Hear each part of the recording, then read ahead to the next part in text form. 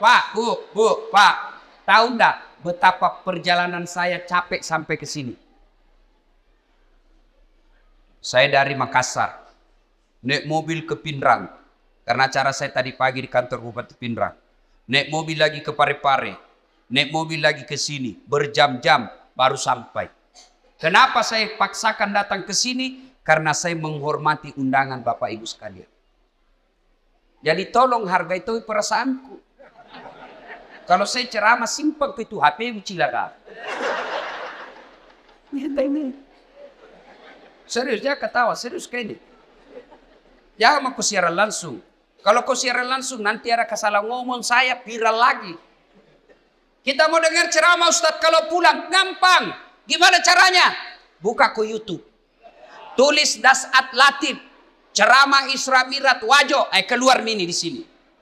Kalau kau rekam sendiri, gambarnya tidak bagus karena HP-mu sudah kabur. Nonton kok, sudah itu kau nonton, jangan lupa like and share. Ya, jelas ya? Simpan HP. Wakhalaidan. Bismillahirrahmanirrahim. Innallaha wa malaikatahu yusalluna 'alan nabi.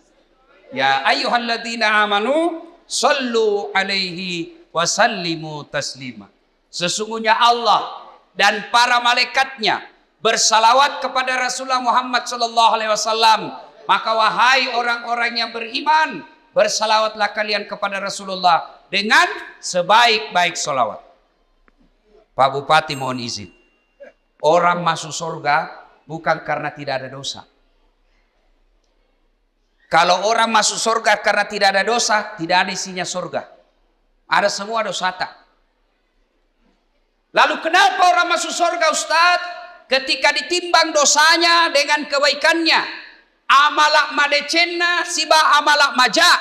Itimbangi. Ternyata matanai amalak madecenna daripada dosa-dosana. Namomi selisihnya 0,1%.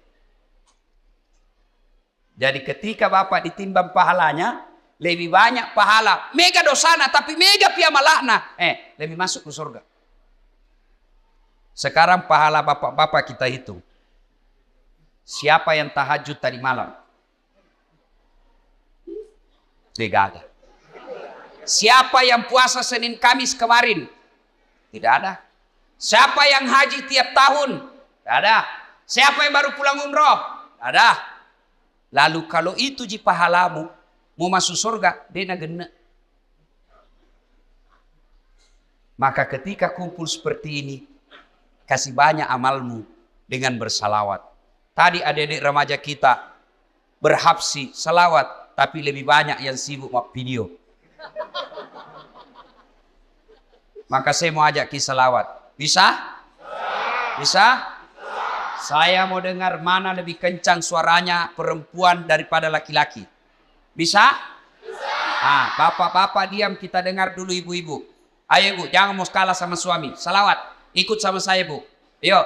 Sholatul. Ayo, yang di atas. Yang di atas, ayo. Ala toha. Yang di atas, yuk. Salatullah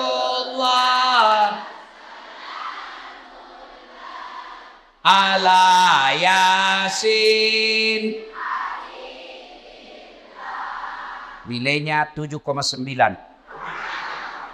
Nah, ibu-ibu diam. Sekarang bapak-bapak. Ayo Pak, ajak tanpa kasih Riki. Ayo. Kasih keluar suaranya Pak. Yuk. Salamullah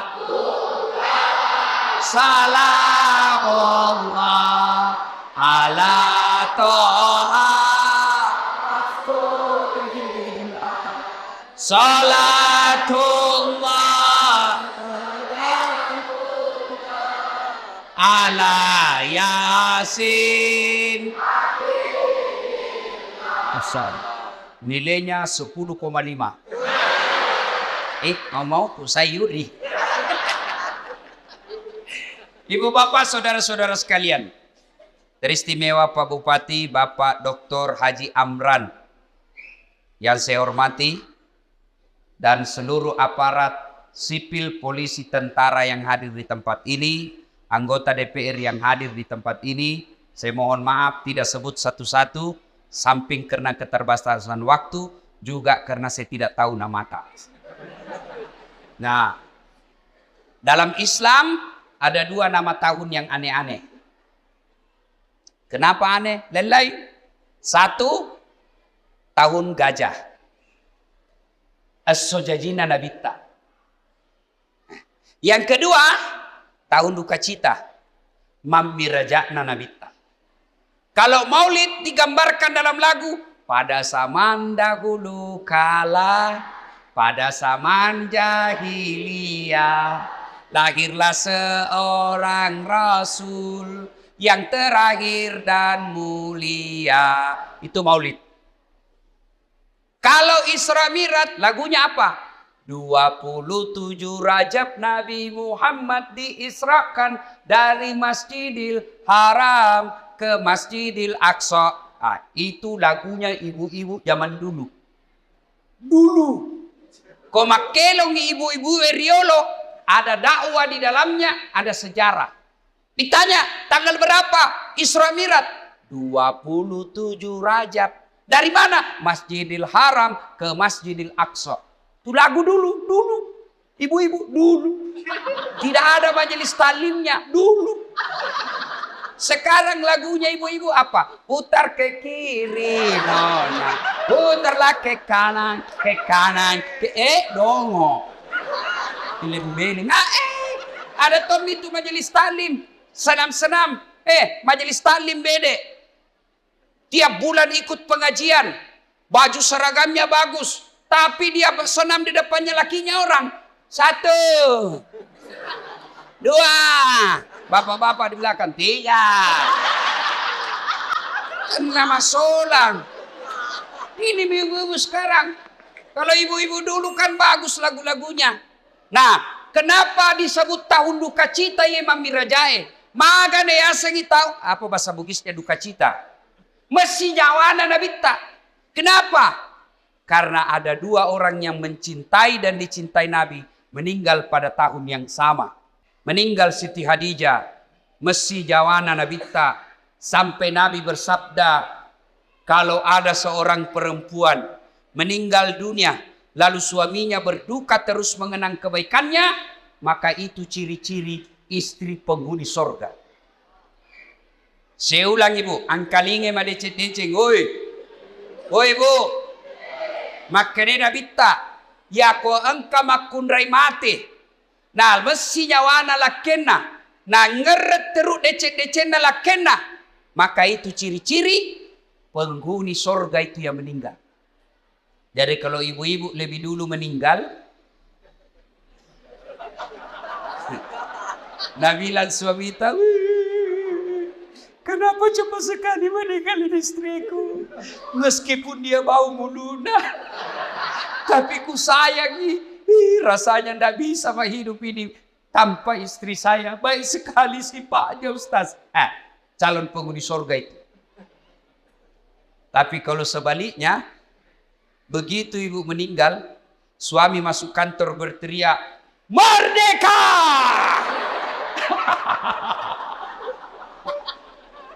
Calon penghuni neraka itu. Kada tahu itu perempuan akal-akala Satpol PP. Periksa terus HP-nya suaminya. Bagaimana ndak turun kena COVID suamimu? Kenapa bisa Ustaz? Setiap kau periksa HP-nya suamimu pasti turun imunnya. Tasel mat.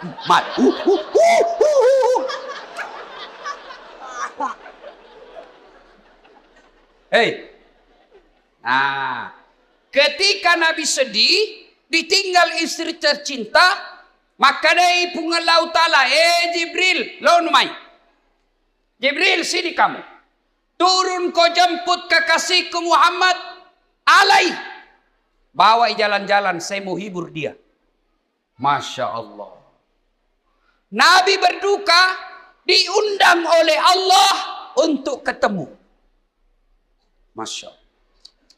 Saya saja pernah dapat undangan ceramah di istana wakil presiden. Itu undangan Saya bawa pulang kampung. Saya kasih lihat semua pokok di kampung. Hei, wakil presiden. Kita kok cule capok. Coba. Itu baru wakil presiden ngundang. Sudah bangga. Bayangkan kalau Pak Bupati. Alena beliau na undak ki. Na kiriga ki sura. Na tiwika ki ajudanna. Na undak ki Pak Bupati lo bola jabatangin mandre. Bede deh. Masan nan nyawai Pak. Padahal Pak Bupati paling lama 10 tahun. Kalau untung. Kalau tidak 5 tahun. Wabillahi taufiq wal hidayah. Tapi baik ini Pak Bupati, baik-baik. Begitu beliau tahu meskipun tidak diundang secara resmi, beliau tahu ada Ustadz Dasat Latif, jam 5 kasihan dia sudah tunggu saya. Menunggu ulama bukan artis. Bagus ini Pak Bupati. Alhamdulillah. Kan nama Pak Bupati. Kalau tadi kita bilang jam 9, kalau mau maki jalan maki. Karena beginilah risikonya jadi bupati, banyak kesian kegiatannya. Jadi kalau beliau nanti izin pergi, jangan lagi bilang, oh Pak Bupati na tinggalkan. Tidak, di tempat lain juga dibutuhkan. Kan sekarang giliran Pak Ustadz, beliau sudah sambutan tadi dan sambutannya luar biasa. Batina mak ganti. Nah bilang di kampungku, nah cucu kak materu. Ya rona tanya nama cucu masuk Pak. Masya Allah, Allahu Akbar. Nah, ketika Nabi sedih diundang. Saya tidak usah cerita panjang lebar tentang Isra Mi'raj karena Bapak semua sudah tahu ceritanya. Diundang dan dikasih hadiah apa? Bukan puasa. Bukan haji. Bukan zakat. Tapi diundang untuk dikasih apa? Sholat. Sempajan 5 waktu. Maknanya, ketika ada masalahmu, Allah prioritaskan jalankan apa? Jangan kau tinggalkan Allah. Ada masalahmu, jangan kau jauhi Allah. Ada masalahmu, pacari Allah. Dekati Allah. Bagaimana cara dekati Allah? Paling penting, paling utama, sholat 5 waktu. Nabi lagi ada masalah, lagi berduka ditinggal istri, lagi berduka ditinggal kakek beliau. Allah kasih, Muhammad sini, saya kasih kau hadiah. Apa? Sholat 5 waktu. Berarti kalau ada masalah Pak, pakai sini sampajat. Ada di sini tidak ada masalahnya? Ada? Muka-muka pun masalah sama saya ini. Siapa paling banyak masalahnya di tempat ini? Siapa? Pak Bupati. Kenapa paling banyak masalahnya? Melaksanakan janji-janji kampanye. Kapan lagi kita nasihati Bupati? Kalau kau kan tidak bisa kau nasihati Bupati. Kalau saya marah, biar ini marah saya pulang nanti selesai. Semua punya masalah. Pak Andi, ada masalahnya. Semua kita punya masalah. Ustadz Dasat, banyak masalah Pak. Diundang ceramah, ditinggal mobil. Di tengah hutan. Diundang ceramah, berapa jam naik speed? Paling 2 jam, paling lama 3 jam. Ternyata 9 jam. Diundang ceramah, Ustaz saja dulu yang bayarkan tiket. Nanti kami ganti. Sudah kita pulang. Tidak ada ganti-ganti tiket. Semua itu masalah. Ada juga masalah kalau diundang kita di kantor pejabat, kantor-kantor pemerintah. Lain di tanda tangan, lain isi amplop. Biasa nakal begitu. Nah kasih tanda tangan kosong. Langsung aku bilang, tulis memang di situ angkanya deh. Nanti beda kau transfer lain, kau tuh teken di sini. Kau kurangi 0-1, boy besar. Semua ada masalah. Apalagi masalah? Masalah paling besar buat kami ini para pendakwah, hampir tidak pernah di rumah. Saya tinggalkan istri, hanya tinggal sampai 2 jam pergi lagi. Saya pulang nanti ini paling sampai di Makassar jam 4. Jam 6 ke bandara lagi. Sering tinggalkan istri. Sering tinggalkan anak, sering tinggalkan keluarga. Lagi dalam perjalanan tiba-tiba dapat telepon, Malasen dok. Gelisah kita mau pulang tapi jamaah juga menunggu. Semua orang ada masalah. Masalah paling berat buat sekarang saya Pak Bupati, banyak janda-janda curhat. Dek, kenapa kau yang ribut? Tapi Pak Ustaz, saya baru meninggal suamiku. Kasihlah doa-doa penenang. Saya balaslah, saya kasih doa-doa dan ayat-ayat supaya tenang hatinya. Lama-lama dia bilang, Ustaz, maukah Ustaz menjadi imam dalam hidup? Saya bilang, mohon maaf ibu, saya bukan imam, saya penceramah. Salatullah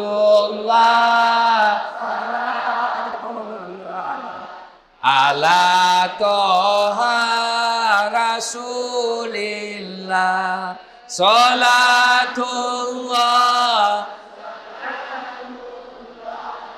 ala yasin. Solat. Kenapa penting solat? Satu, solat adalah rukun Islam. Artinya apa? Tanda keislaman kita. Ngaku Islam atau tidak, solat adalah penentunya. Bahkan makanya Nabi batas antara kekafiran dan keislamanmu adalah solat. Ketika kau tidak solat, kapereko. Kodema sampaja makanya Nabi kapereko. Kafir itu bukan sekedar keluar dari Islam. Kafir itu bukan sekedar tidak percaya kepada la ilaha illallah Muhammad Rasulullah. Biar kau ucapkan syahadat, kau yakin tentang dua kalimat syahadat, tapi kau tidak solat, kata Nabi, kau kafir. Tuh. Jadi kalau ada yang bilang, oh tidak penting solat, yang paling penting hatimu dong. Tanya siapa nabinya. Di mana dia dapat dalil itu? Kalau orang bilang yang penting hatimu baik, maka orang pertama tidak solat Nabi. Adakah yang kalah kebaikan hatinya Nabi? Tapi Nabi baik akhlaknya, bagus hatinya, beliau tetap sujud beribadah kepada Allah. Jadi penting solat. Kenapa penting? Karena dia adalah tanda keislamanmu. Dua, kenapa penting solat? Karena solat adalah puncak penghambaan kepada Allah. Artinya apa? Bapak haji masih boleh ada kegiatan lain. Pergi haji sambil dagang, boleh. Pergi haji lagi tawaf nyanyi, boleh. Tawaf sambil nyanyi. Labbaik Allahumma labbaik, labbaik Allah. Boleh. Puasa sambil dagang, boleh. Menjelang buka puasa kau jual jalan kote, boleh. Sah puasamu.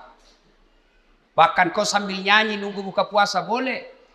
Insaflah wahai manusia, bila dirimu bernoda. Boleh, sah puasamu.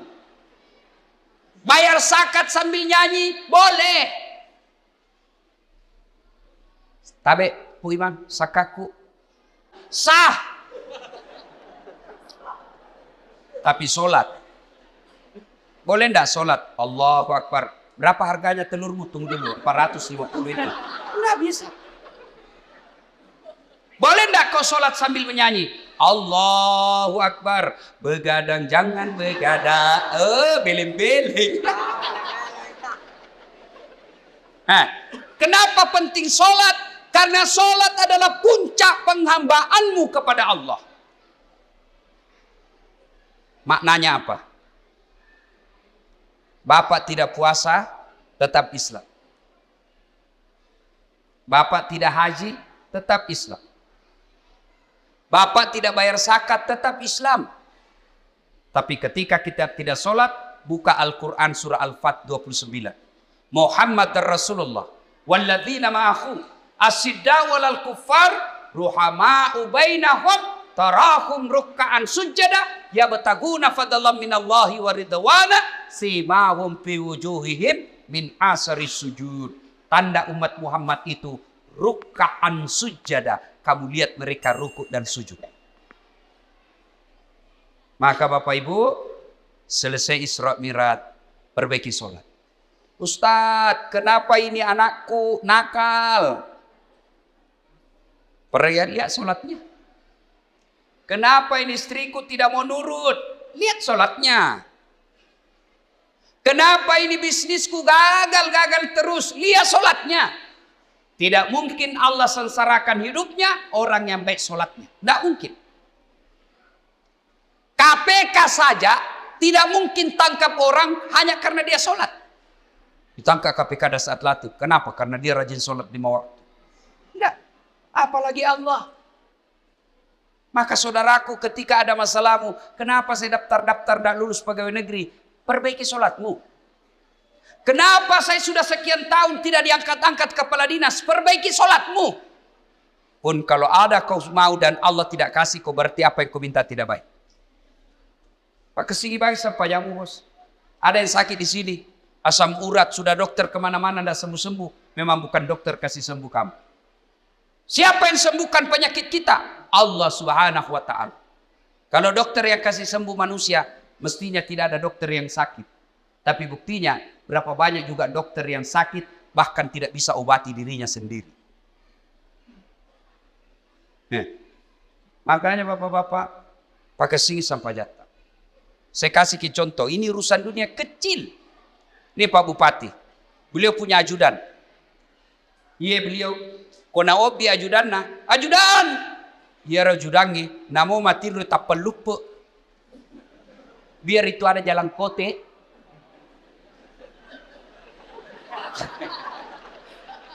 Iya Pak. Kira-kira ada ajudan dipanggil, ajudan, tunggu dulu Pak. Ipaleteko. Coba, bagaimana hidup tidak susah?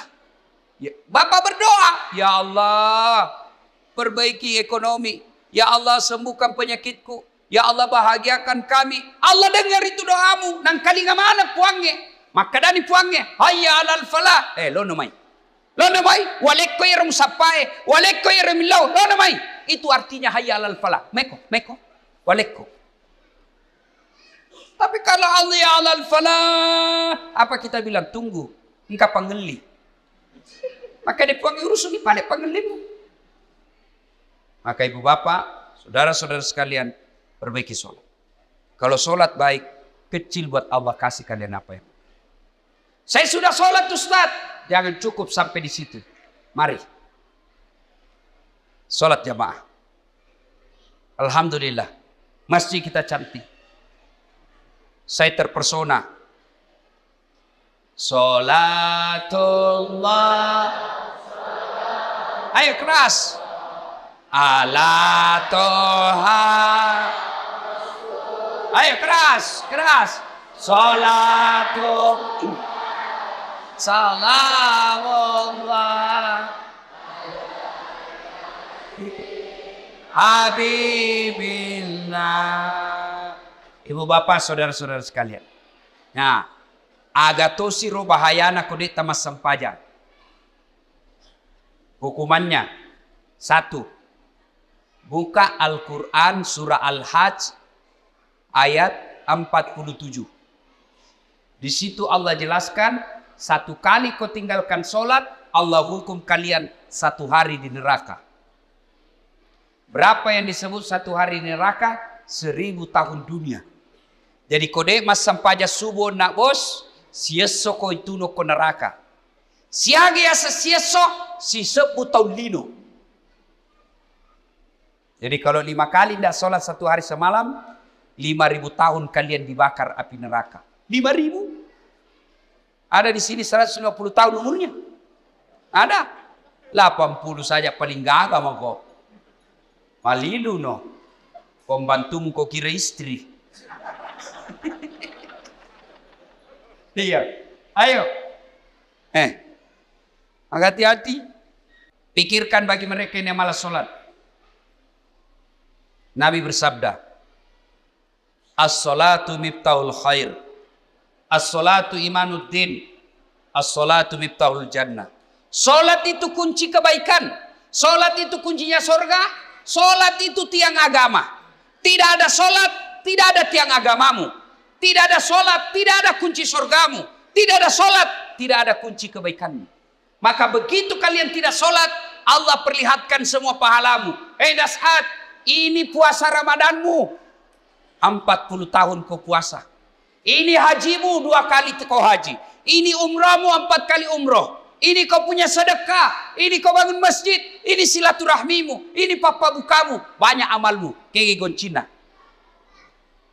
Apa kuncinya? Sholat 5 waktu. Tidak ada. Allah berfirman, semua amalnya dihapus. Hati kalau bapak tidak sholat. Gagal gunana. Pertama kali bapak diperiksa ketika sudah masuk di kubur. Bukan haji. Bukan sedekah. Bukan zakat. Pertama kali diperiksa di akhir di kubur nanti sholatnya.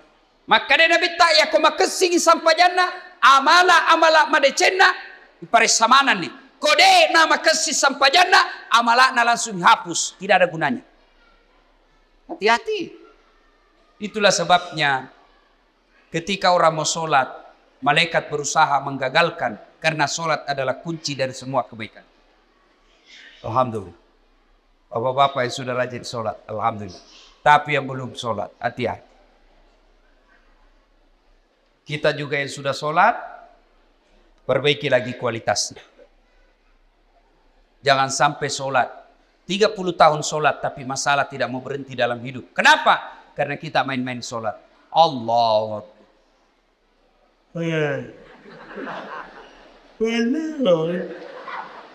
Ya kena buti.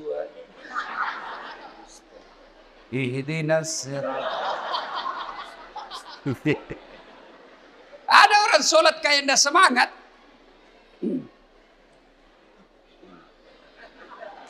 Pada tuh dia mandret. Kayak orang tidur. Allah.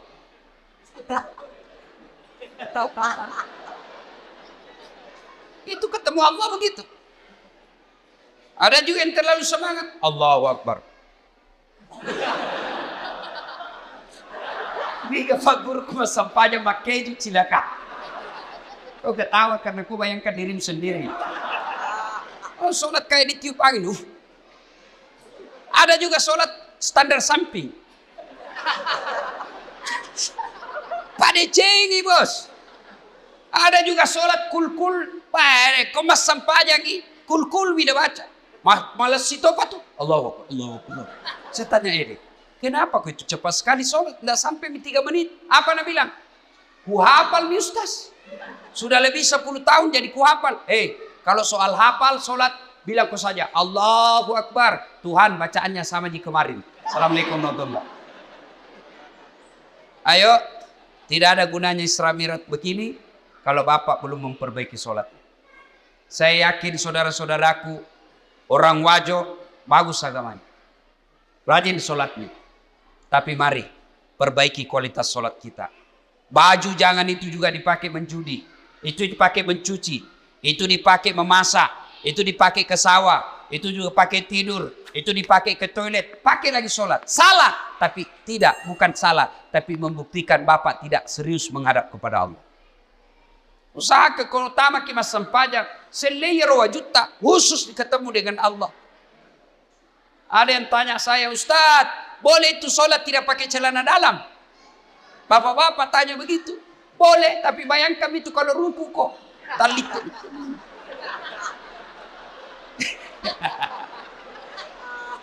Ya ketawa ini ibu-ibu, ini urusan laki-laki. Ya, mudah-mudahan selesai sholat, selesai Isra Mi'raj ini, mari perhatikan kualitas sholat kita.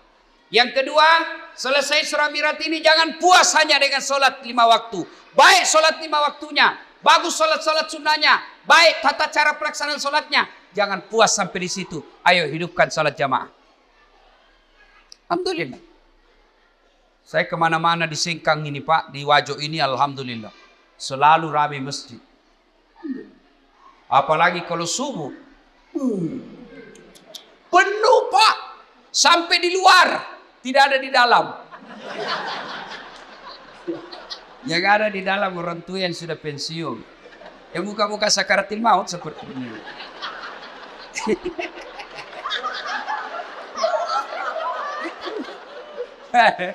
Akhirnya sampainya subuh, lomba batu.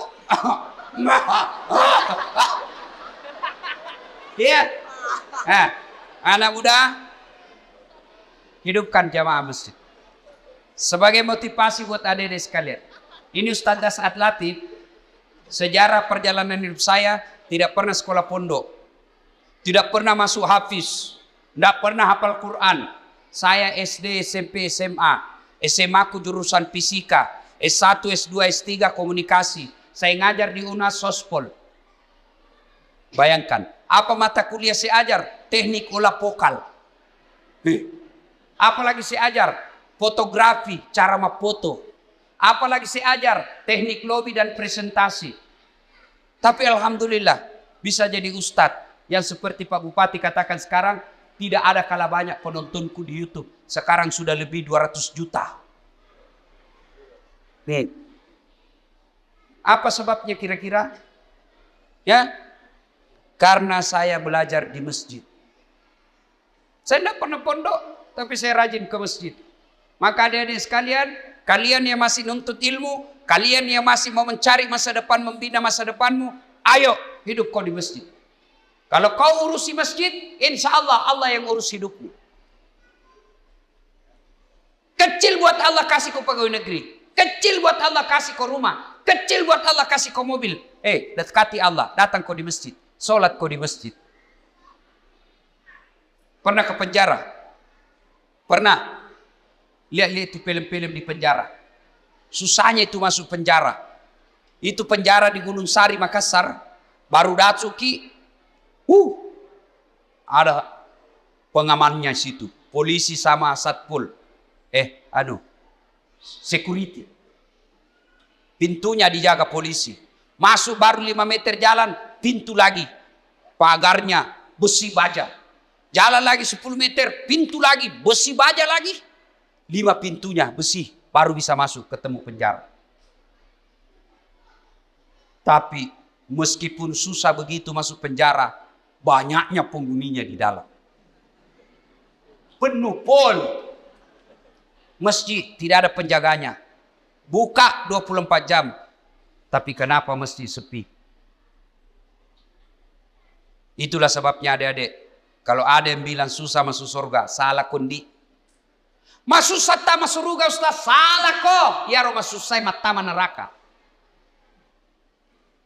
Susah masuk surga, tidak. Yang susah masuk neraka. Kenapa bisa Ustaz? Judi. Bayar atau gratis? Bayar. Narkoba bayar atau gratis? Bayar. Berzina bayar atau tidak? Bayar. Korupsi? Ditangkap polisi. Semua itu pintu masuk neraka. Dibayar Pak. Berjamaah?